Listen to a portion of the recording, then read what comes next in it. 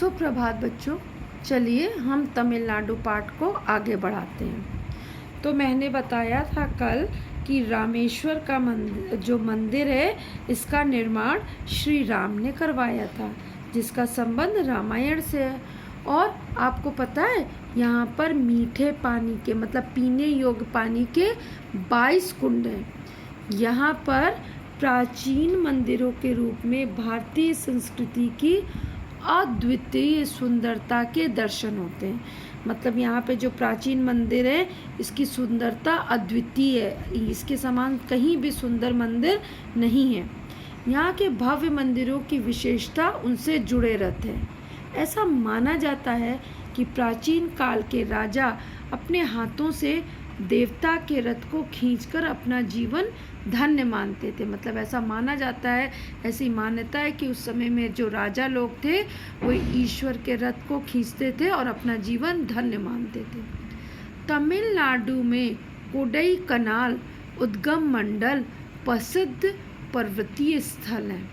यहाँ की हरियाली तथा प्राकृतिक वातावरण पर्यटकों के मन को मोह लेता है। यहाँ के झील और झरने तो इसकी सुंदरता में चार चांद लगा देते हैं।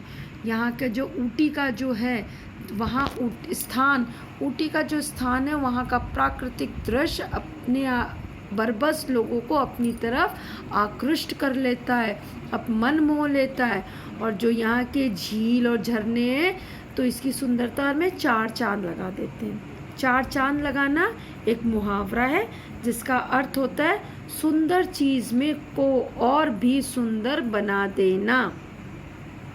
यहाँ के लोग नृत्य, संगीत तथा कला में विशेष रुचि रखते हैं। घर घर में लोग कर्नाटक संगीत का अभ्यास करते हुए दिखाई देते हैं। यहाँ का शास्त्रीय नृत्य भरतनाट्यम तो विश्व भर में प्रसिद्ध है। यहाँ के लोग कला संगीत में बहुत रुचि रखते हैं। हर घर में लोग कर्नाटक संगीत सीखते हैं, सुनते हैं और भरतनाट्यम तो पूरे संसार में प्रसिद्ध है। तमिलनाडु का मुख्य व्यवसाय कृषि है। यहाँ की जनसंख्या किस पे रहती है? यहाँ की जनसंख्या अपना काम ज़्यादातर कृषि के द्वारा करती है। यहाँ की मुख्य खाद्यान्न फसलें माने खाने योग्य फसलें कौन कौन सी हैं? ज्वार, चावल और दालें हैं। प्रमुख व्यापारिक फसलों में गन्ना, कपास, सूरजमुखी, नारियल, काजू, मिर्च, झिंझेली और मूंगफली हैं। अन्य पौध फसलें हैं चाय, कॉफ़ी, इलायची, रबड़। यहाँ से इमारती लकड़ी, चंदन की लकड़ी, पल्प वुड और जलाने योग्य लकड़ी भी प्राप्त होती है। मतलब मुख्य व्यवसाय वहाँ कृषि है जिसके ऊपर उनका जीवन निर्भर होता है। दूसरा इनकी व्यापारिक फसलें। व्यापारिक फसलें कौन कौन सी होती हैं? जिससे कि वो लोग व्यापार करते हैं, उनका आय का साधन होता है। और कुछ पौधों की फसलें भी हैं जो वहाँ पर व्यापार का काम करते हैं। और इमारती लकड़ी, चंदन की लकड़ी का भी अच्छा खासा व्यवसाय वहाँ पर होता है। यहाँ के निवासी कैसे होते हैं? सीधे साधे होते हैं, परिश्रमी होते हैं, ईमानदार होते हैं और दूसरों के साथ अच्छा बातचीत, अच्छा व्यवहार करते हैं। नारियल के रेशों से रस्सी, पायदान आदि बुनना, समुद्री तट पर मछली पकड़ना, खेती करना, रेशमी साड़ियाँ और कपड़े बुनना इनकी जीविका के साधन है। मतलब ये लोग अपनी जीविका कैसे चलाते हैं, अपना जीवन कैसे पालन पोषण करते हैं, ये इन कामों को करके अपने जीवन का भरण पोषण करते हैं। यहाँ का मुख्य त्यौहार पोंगल है।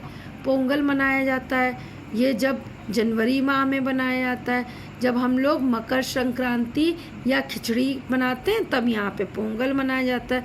बच्चों ये 4-5 दिन का त्यौहार होता है, ठीक। और ये त्यौहार कब मनाया जाता है? ये सूर्य, पृथ्वी और पशुओं की पूजा की जाती है। इस त्यौहार में क्यों की जाती है? क्योंकि इन प्रकृति का वो आभार प्रकट करते हैं। यहाँ पर चित्रे मुद्रे एक का लोकप्रिय त्यौहार है। पांडे राजकुमारी मीनाक्षी और भगवान सुंदरेश्वर शिव के अलौकिक परिणय बंधन की स्मृति में बनाया गया था। परिणय बंधन का मतलब शादी। तो जब भगवान शंकर ने सुंदरेश्वर का रूप धारण किया और माँ पार्वती ने मीनाक्षी का रूप धारण किया, तब उस पर्व को ये लोग चित्रे मुंद्रे त्योहार के नाम से मनाते हैं। तमिल महीने के आदि के 18वें दिन नदियों के किनारे आदिपेसको पर्व मनाया जाता है। इसके साथ जैसे ये पर्व मनाया जाता है, इसके साथ ही नई फसल की बुआई, मतलब खेत तैयार कर लिए जाते हैं, उसमें बीज डाल दिए जाते हैं कि नई फसल अब तैयार हो जाएगी।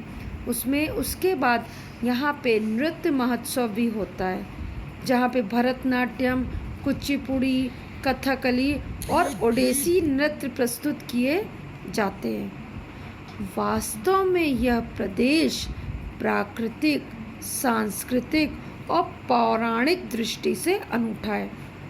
इस प्रदेश की जो प्रासंगिकता है, जो महत्व है, किस कारण है?